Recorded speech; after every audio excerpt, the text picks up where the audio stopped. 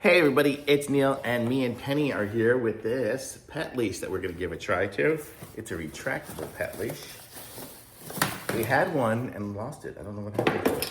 Okay, so let's see what we get here. So this is it here.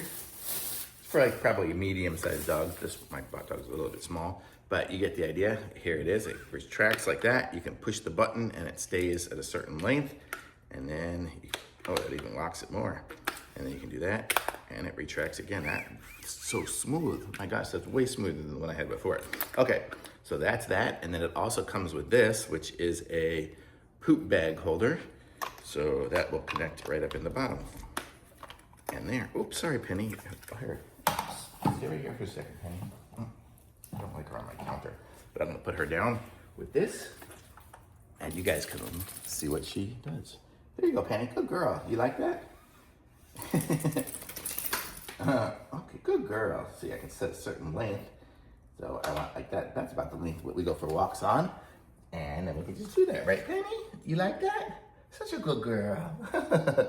Okay, good girl. Okay, you like that, huh?